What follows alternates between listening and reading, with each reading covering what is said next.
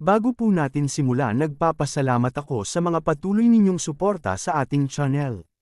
At kung di ka pa nakasubscribe, paki-click mo na ang subscribe button at bell icon para lagi kang update sa mga nilalabas ko na video at mag-iwan ng komento sa ibaba. Maraming salamat po.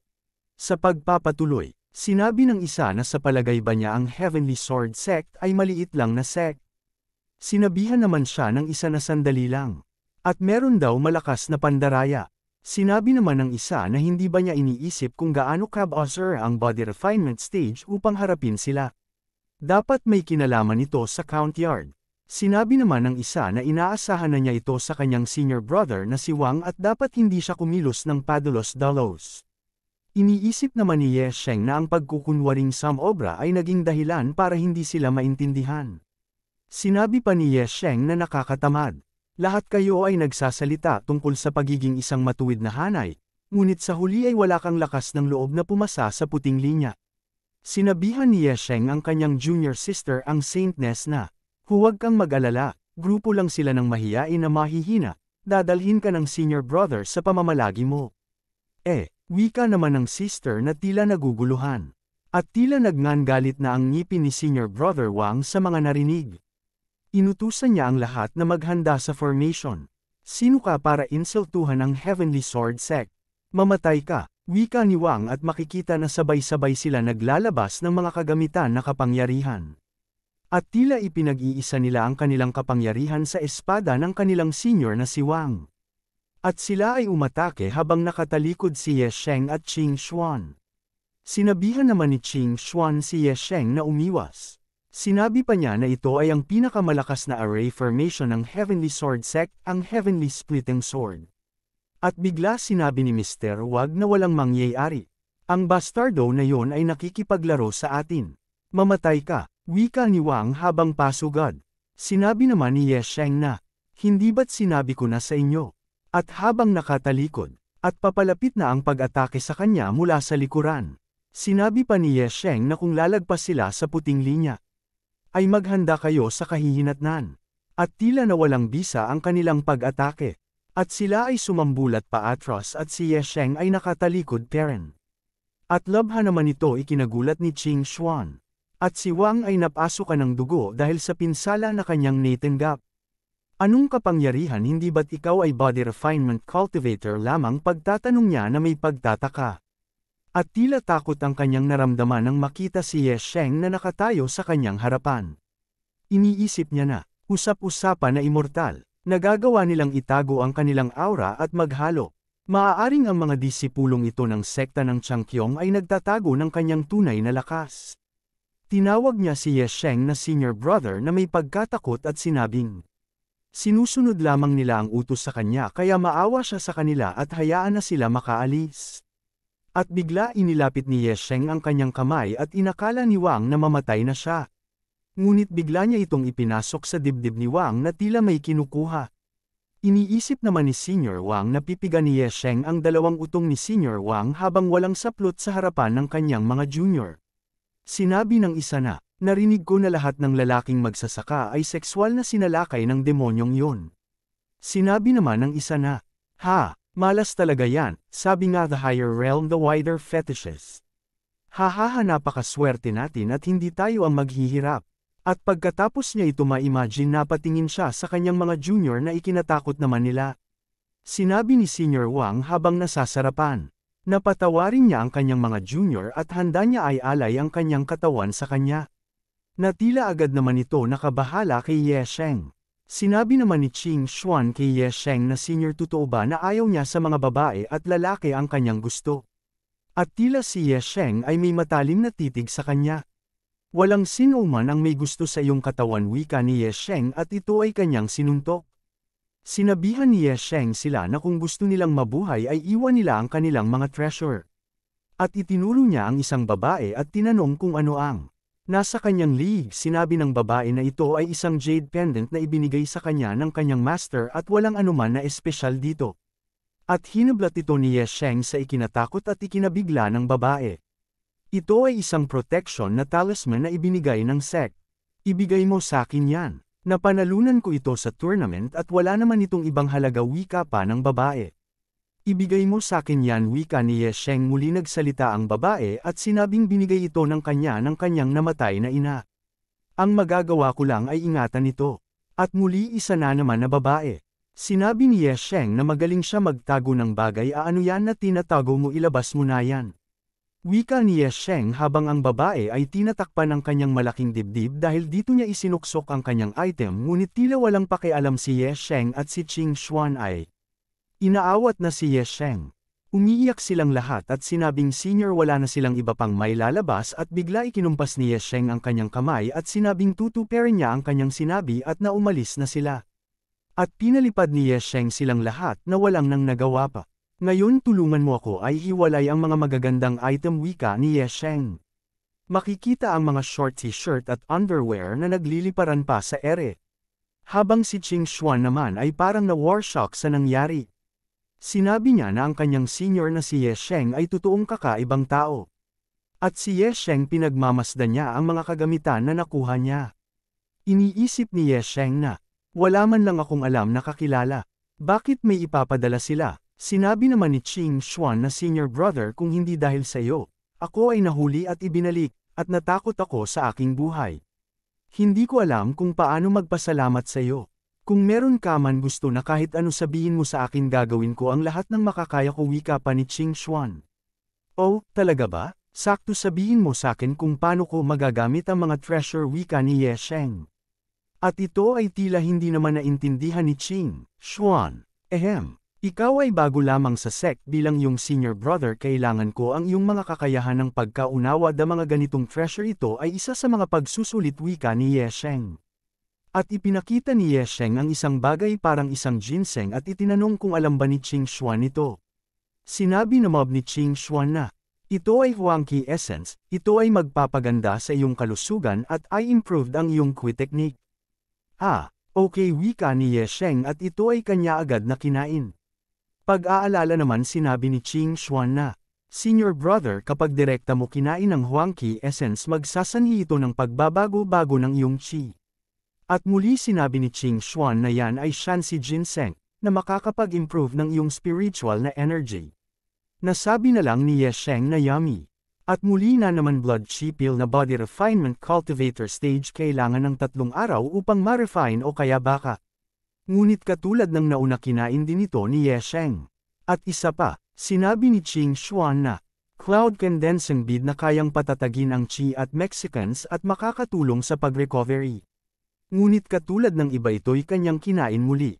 Sinabi ni Qing Xuan habang natatakot sa mangyayari na gaano kadami ang kanyang kakainin na mga herbal medical na kayang pumatay ng mga dosenang mga magical beast.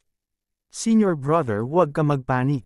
Wika ni Qing Xuan. At muli ito, ano ito, wika ni Ye Sheng, yan ay Star Sea na isang meteorite na hindi mo pwedeng kainin. Nagtanong naman si Ye Sheng kung mukha ba siyang tanga? Maluha-luha naman na sinabi ni Qing Xuan na hindi. Iniisip ni Qing Xuan na ang lakas ng kanyang senior brother ay hindi normal at iniisip niya na kung sinusubukan lang ba siya. Sinabi niya sa kanyang senior brother na, kakaiba ang ugali mo sa pagkain ng hilaw na medicinal hearts. Qing Xuan mapurol at hindi makaintindi ang senior brother sa pamamaraan pakiusap. Tulungan mo ako na maunawaan ko, wika ni Qing Xuan na tila may dedikasyon. At itinaas ni Ye Sheng ang kanyang daliri at sinabing, so gusto mong malaman ito? Sinabi ni Ye Sheng na, alchemy, pagsasaalang-alang ng medikal na proteksyon, neutralisasyon sa iba't ibang mga produktong medikal.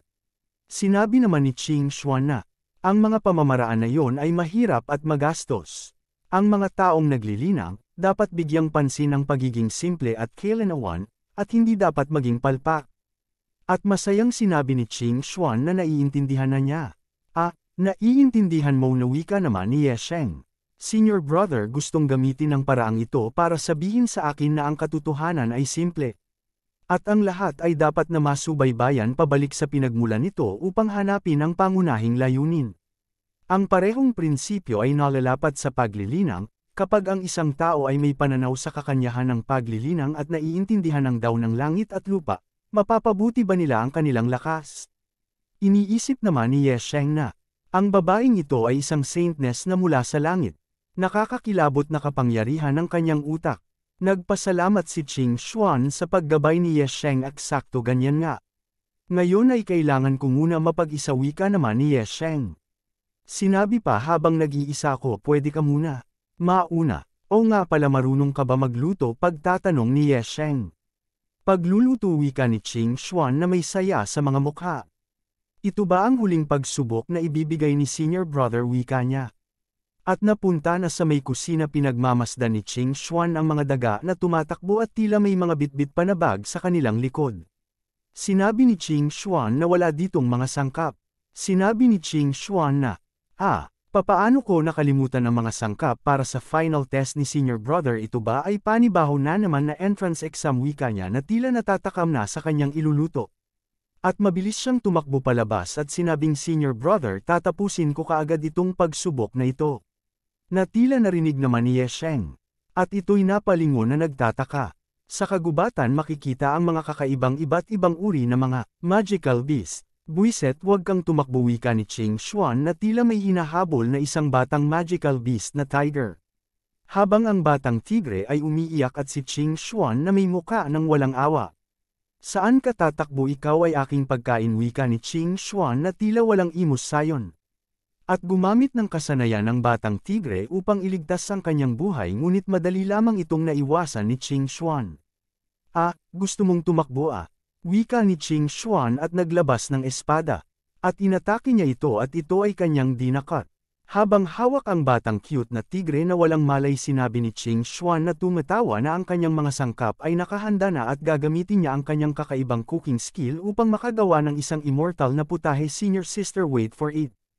At meron siyang napansin sa may puno at sinabing iyon ay ang marka na kanyang ginawa nung nakaraan. Hindi ko inasahan na ang kagubatan na ito ay may natural na formation, kung hindi dahil sa batang ito, baka naipit ako. At pinapakita ang layo niya sa Changkyong sect na tila natatakot siya.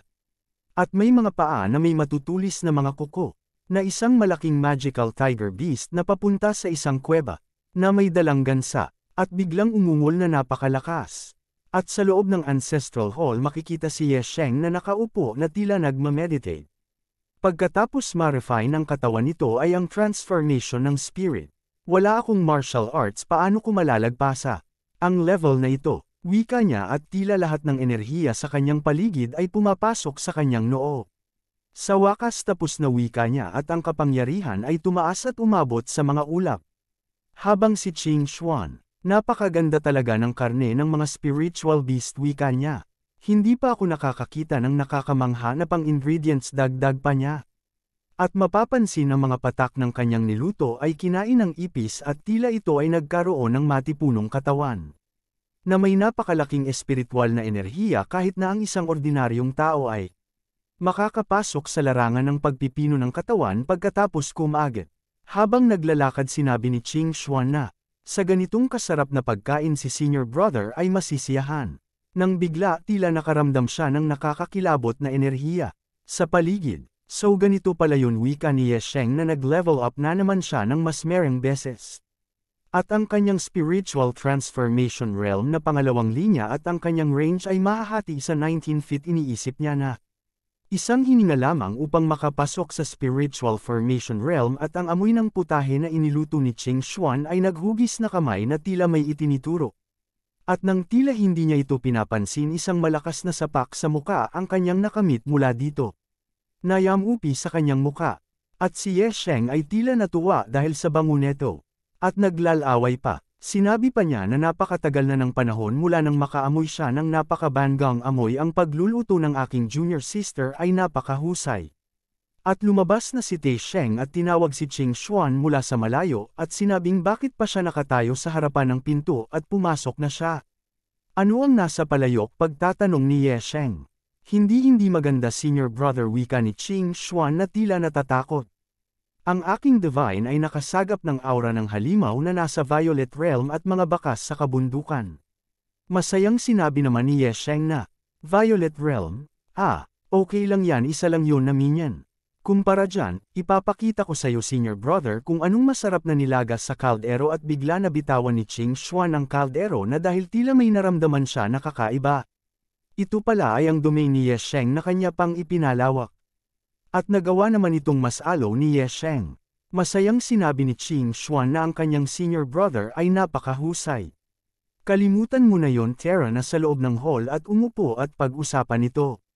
At ang foot ng Yushu Peak, tila may isang nilalang na mabilis na tumatakbo sa sobrang bilis, ay hindi na ito maaninag at tila alikabok lamang ang makikita. Sa bawat kalmo ng kanyang mga matutulis na kuko sa lupa ay nagagawa nito masira kahit ang mga bato. Isa pala itong demonic beast na Pai Shi. Sinabi ng demonic beast na sino sila upang kunin ang kanyang anak habang siya ay nag-iisa. Isang Violet Realm na 7th layer. Sinabi ng demonic beast na, sino kayo na may ganyang matapang na tao sa buong bulubundukin ng Tianyon? Papatayin ko kayong lahat, mga lahi ng tao. At dinala tayo sa Kang Yuan Realm. Ang Kang Yuan Realm ay napakarami ng mga demonic beast na iba't ibang lahi. Ang lahi ng demon ay hindi lamang may mahabang buhay sa kanilang pisikal na lakas at likas na kakayahan, sila ay mas mahusay kaysa sa mga tao na may parehong antas ng paglilinang. Kapag nakapasok na ang demonic beast sa espiritual na kaharian at nalampasan ang makalangit na kapighatian, makakapagsalita na sila ng wika ng tao. Higit pa, pagkatapos maabot ang immortal na kaharian, ang makapangyarihang demonic beast ay maaari pang mag-transform sa anyo ng tao, at ang kanilang lakas ay mas nakakatakot. Kai Erosion ay isang hari na umiiral tulad ng iba sa lahat ng mga demonic beast. Bakit hindi ko matagpuan ang hininga ng aking anak, at bakit itong kakaibang amoy na ito ang aking naamoy, wika ng demonic beast? At bigla naglabas siya ng mga kuryente sa katawan. At tumalong ng malakas. At sinabing ang mga walang hiyang mga tao na ito ay dapat na nakulong ang aking anak na may kasanayang pamamaraan upang pilitin ang isang kontrata sa domestication.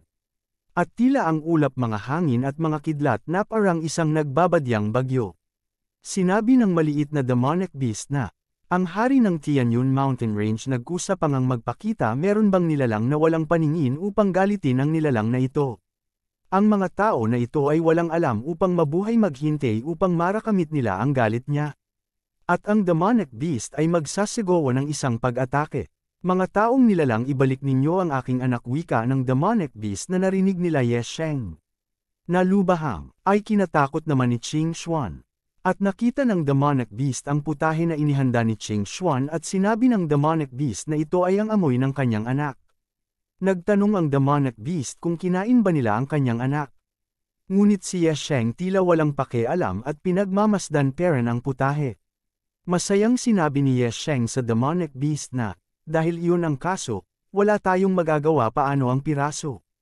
Wika ni Ye Sheng na, lubha naman ikinagalit ng demonic beast upang ito ay sumugod.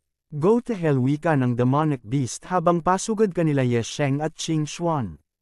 Habang si Qing Xuan naman ay gumawa na ng last will testament na sa kanyang nalalapit na pagpanaw, sinasabi sa sulat ni Qing Xuan na, Ama, kumusta ang iyong kalusugan kamakailan?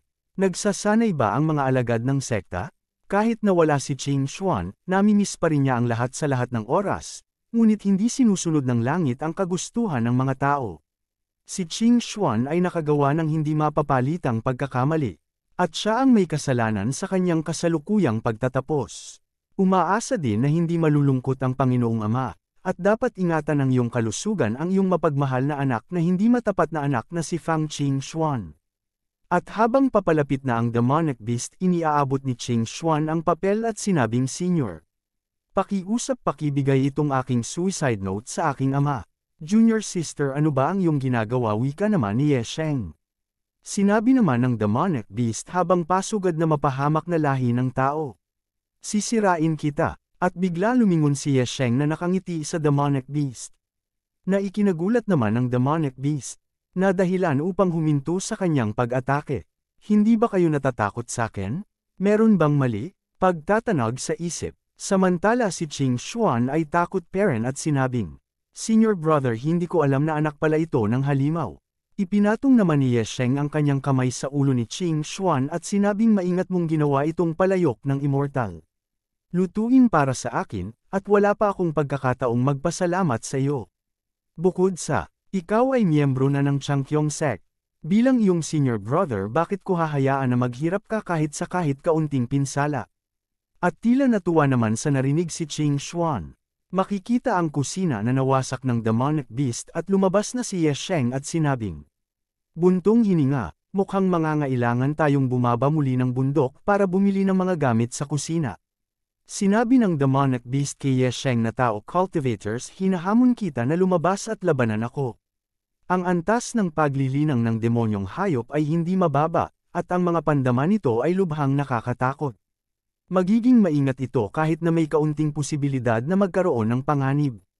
Sinabi ng demonic beast na, ang sama ng loob sa pagpatay ng mga supling ay hindi mapagkakasundo. Habang buhay ka, hindi mawawala ang puot sa puso ko. Sinabi naman ni Ye Sheng na gusto niya ng paghihiganti para sa kanyang anak. At hinamon niya ito at sinabing halika at kunin mo. Na tila hindi inaasahan ng demonic beast ang maririnig mula kay Ye Sheng. Sinabi ng demonic beast na, pagkatapos ng puting guhit na ay kinabit mo na formation. Formation. Wala akong ganun na bagay dito, wika naman ni Ye Sheng. Sinabi naman ng demonic beast na kung wala kang formation, paanong ang isang basurang tulad mo sa yugto ng pagbabago ng espiritu ay makakalaban sa aking panggigipit? Sinabi naman ni Ye Sheng na hindi ba pwedeng magkaroon ako ng kakaibang talento? Sinabi naman ng demonic beast na ang iyong mga yapak ay mali-mali, ang iyong espiritual na kapangyarihan ay nasira. Ang iyong mga mata ay walang buhay, at ang iyong espiritual na pakiramdam ay nagtatago. Hindi pa ako nakakita ng henyo na katulad mo noon? Kung tatanungin mo ako, wala kang halaga accept sa iyong kamay ilang mukha. Sa tingin mo exceptional ka dahil lang sa gwapo ka. Isa kang walang pakinabang pretty boy. Sa gitna ng demonyong hayop, ang lakas ng mag-asawa ay naghahari at ang mga ipinanganak na may magandang hitsura ay kadalasang may pinakamahinang lakas at nasa ilalim ng hierarchy. Ang paggamit ng anyo upang mang-insulto sa iba ay ang pinakamalaking ng digmaan at pang-aakit sa uri ng demonyo. Ikinagulat ni Ye Sheng. At bigla tila naging isang babaeng malandi si Ye Sheng habang nakahawak sa kanyang muka. Sinabi niya na, tignan mo ang iyong sarili, hindi mo na kayang pigilan ang iyong init ng ulo.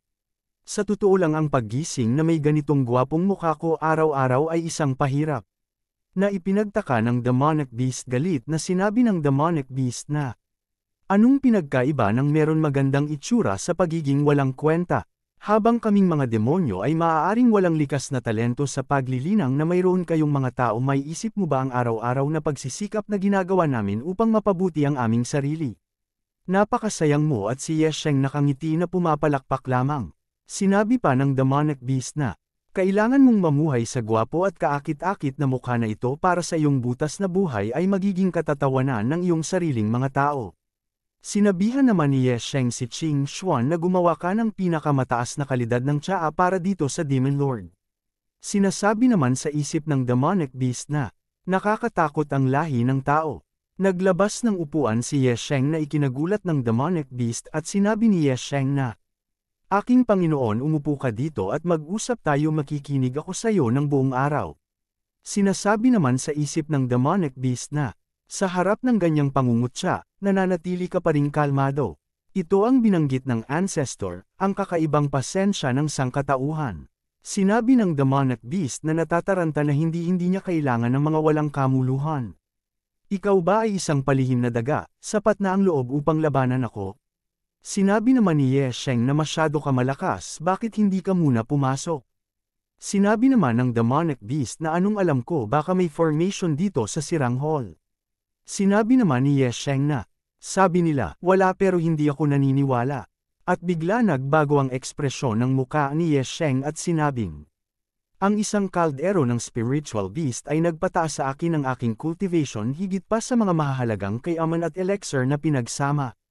Tila nagihil na sa galit ang demonic beast at sinabi pa ni Ye Sheng na kapag nakain niya itong malaking ulo na ito ay angat pa siya na parang skyrocket.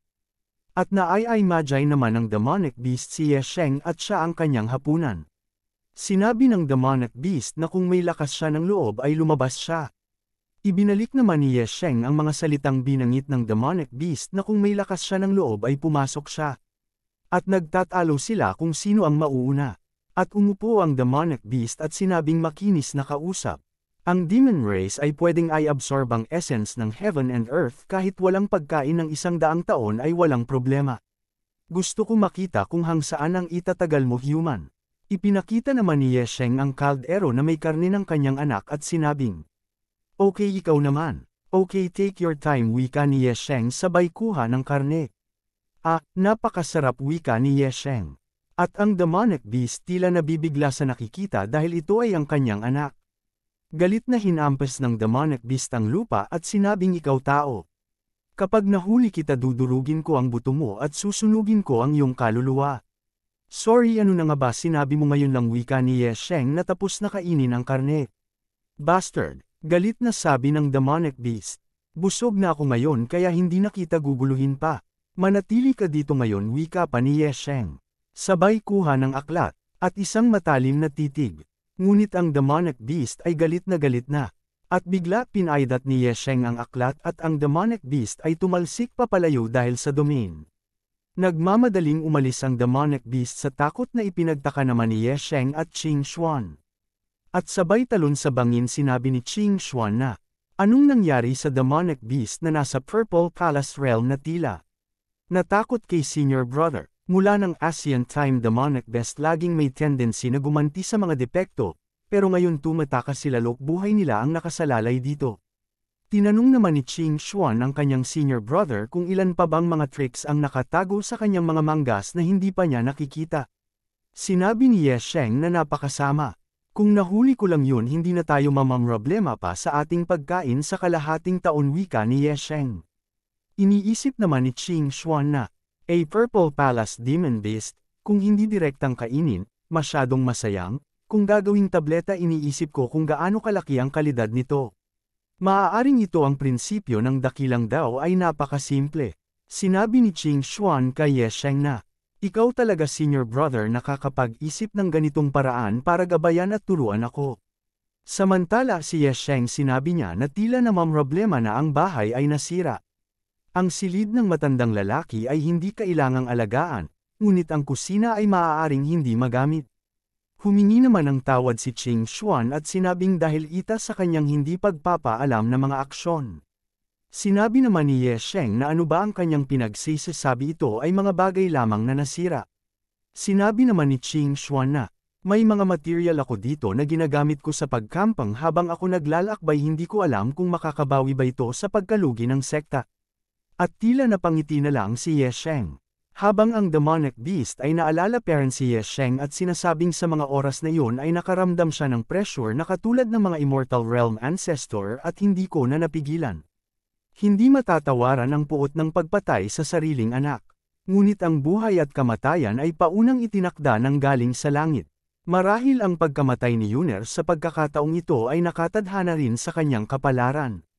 Yuner pangalang ng kanyang anak na ginawang food trip ni Qing Xuan at Ye Sheng.